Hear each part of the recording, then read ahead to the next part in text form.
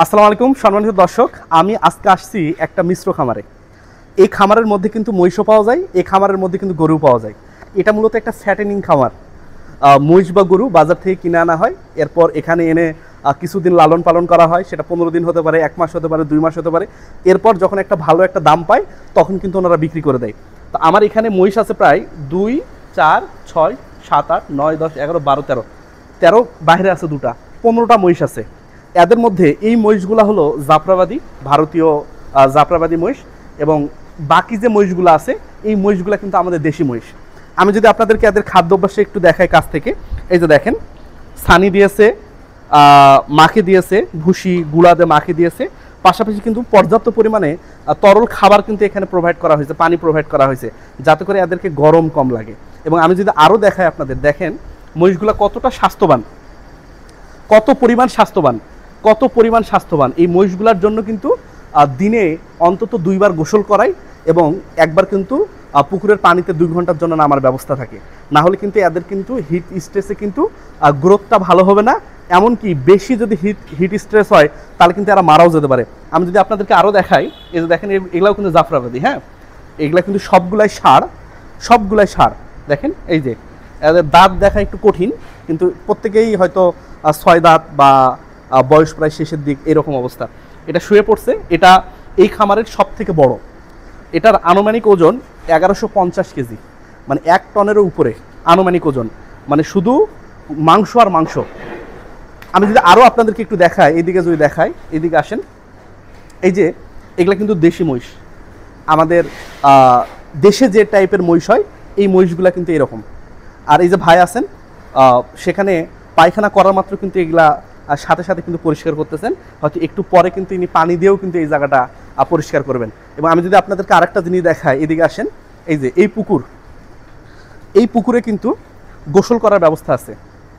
দিনে একবার অন্তত 2 ঘন্টার জন্য এই পুকুরে গোসল করার ব্যবস্থা আছে। মহিষকে যদি একটু খাবার কমও দেওয়া হয়, কিন্তু এদেরকে যদি পরিবেশটা ভালো দেওয়া হয়, পানিতে যদি নামতে দেওয়া হয়, এদের গ্রোথ কিন্তু বেশি হবে।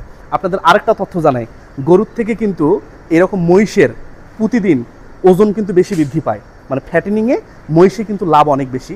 এনারা যখন ইচ্ছা তখন কিন্তু মহিষ বিক্রি করে। আমি যদি আরেকটু দেখাই, যে মহিষগুলো অসুস্থ হয় তাদেরকে কি ব্যবস্থা আছে, আসেন এদিকে আসেন।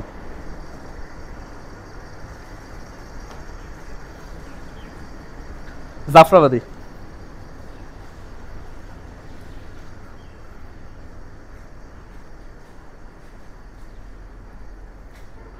এই যে যদি কোনো মহিষ অসুস্থ হয় বা কোনো প্রবলেম হয় তাহলে কিন্তু এদেরকে এরকম করে কোয়ারেন্টাইন বা আলাদা রাখা হয়। নতুন আনলেও কিন্তু এরকম করে কোয়ারেন্টাইন করা হয়। এবং এই দিকের যে শেডটা, এটা কিন্তু এখন ঈদের পরে পরে তো টোটালটা কিন্তু ফাঁকা, যে কোনো মুহূর্তে কিন্তু এখানেও মহিষ তুলতে পারে।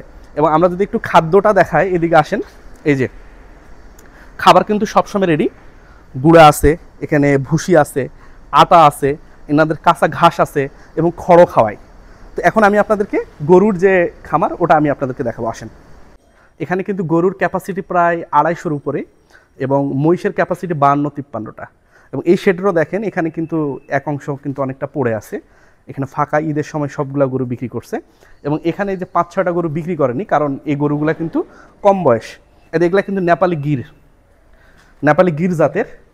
এখন কিন্তু হয়তো দাঁতলে হয়তো 1-2 দাঁত হতে পারে সর্বোচ্চ, কিন্তু এখনও সেই পরিমাণ বড় হয়নি, এই কারণে এগুলো বিক্রি করেনি। এগুলো কিন্তু সামনের টার্গেট, এবং এদেরকে টার্গেট মোটামুটি মিনিমাম 800-900 কেজি কিন্তু টার্গেট।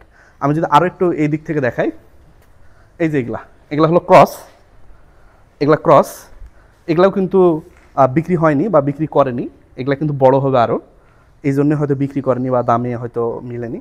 এখানে 2টা আছে, এদেরকে এখন খাওয়া দাওয়া হয়নি, একটু পরে আরেকবার খাবার দেওয়া হবে। এবং এই যে এখানে এই যে 2টা গরু, এই 2টা গরু কিন্তু শাহিওয়াল, হ্যাঁ, এই 2টা গরু কিন্তু শাহিওয়াল ষাঁড়।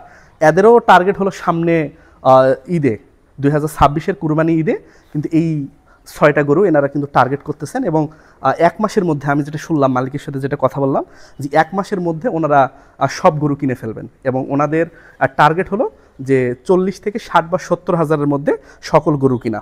তো দর্শক, খুব বেশি দামে গরু কিনলে কিন্তু লাভ হওয়ার চান্স একটু কম। মোটামুটি দামে গরু কিনে সেটাকে কিন্তু বড় বানাতে হবে। এই যে দেখেন ভাই কিন্তু খাবার দিচ্ছে। চাচা, এটা কি রাতের খাবার? তো রাতের জন্য এই যে খাবার দিচ্ছে, এটা শুকনো খড়, শুকনো খড় এই যে। এটা তাহলে 1 বছর পালা হবে নাকি? হ্যাঁ। আচ্ছা, আর এগুলা তো মনে হয় অনেক দিন ধরে আছে এগুলা? না, ঈদের পরে কিনছে নাকি? ঈদের আগে কিনা। হ্যাঁ, সেটাই বলেছি যে এগুলা সামনে 2026-এর কুরবানি ঈদ। বেচলো না, ঠিক হলো না, এগুলা এখনো বড় হয়নি, আগামীবার বিক্রি করবে।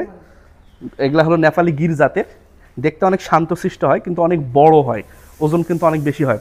তো দর্শক, আপনারা যারা খামার করবেন একটু খোলামেলা পরিবেশে করবেন। দেখেন খামারটা কত খোলামেলা পরিবেশ, এই দেখেন সাইডে কিন্তু কত ফাঁকা, এগুলাতে বাতাস ইচ্ছা মতো ঢুকতে পারে। এবং বৃষ্টির সময়ও পানি যদিও আসে হয়তো 1-1.5 হাত পর্যন্ত আসবে, গরুকে কিন্তু পানিতে খুব একটা ভিজাতে পারবে না, বা দিনে যদি সূর্যের আলো ঢোকেও খুব বেশি পর্যন্ত কিন্তু আসতে পারবে না, হয়তো এই পর্যন্ত আসবে, কিন্তু গরু বাদ বাকিটা কিন্তু এক করবে। এদের যেটা খুব ভালো লাগছে, আমি যদি আপনাদেরকে দেখাই যে এখানে আসেন, প্রত্যেকটা গরুর জন্য এরকম সারি কিন্তু 2টা, একটাতে থাকে হলো ছানি বা শুকনা খাবার, আরেকটাতে কিন্তু অল টাইম পানি। যখন যেটা তার ইচ্ছা হয়, পানি খেতে হলে পানি খাবে, আর শুকনো খড় খেতে গেলে কিন্তু শুকনো খড় খাবে। আরও যদি আমি আপনাদেরকে দেখাই, তাহলে এখানে কিন্তু একটা গরু, কাছ থেকে একটু যদি দেখাই, একটু কাছে কাছে আনেন, ওটা আছে, এই যে এখানেও সেম, এই যে 2টা। তো দর্শক, আপনারা চাইলে এভাবে কিন্তু খামারের একটা শেড কিন্তু আপনারা বানাতে পারেন। তো আমি যদি খামারের বাইরের পরিবেশটা আপনাদেরকে একটু দেখাই, একটু আসেন। বাইরের পরিবেশটা কিন্তু অনেক ফাঁকা, খোলামেলা, 2 দিকে শেড, মাঝখানে কিন্তু ফাঁকা। দেখেন এদিকের যে শেডগুলো, এগুলোও ফাঁকা, এইদিকেও ফাঁকা, এইদিকে 3টা শেড একটানা ফাঁকা, ওই দিকের শেডটায় মহিষ আছে, এবং এই 2টা শেডও প্রায় ফাঁকা, শুধুমাত্র ওই যে একদিকে 5-6টা গরু আছে। তো এখানে ক্যাপাসিটি হলো গরু প্রায় 250-র মতো ক্যাপাসিটি, এবং মহিষের ক্যাপাসিটি প্রায় 50 বা 52টা। ওই দিকে আরও 2টা শেড আছে। তো ভালো থাকবেন, সুস্থ থাকবেন, পারলে এরকম যদি সামর্থ্য থাকে বা ইচ্ছা থাকে এরকম মিশ্র খামার করার চেষ্টা করবেন। আল্লাহ হাফেজ।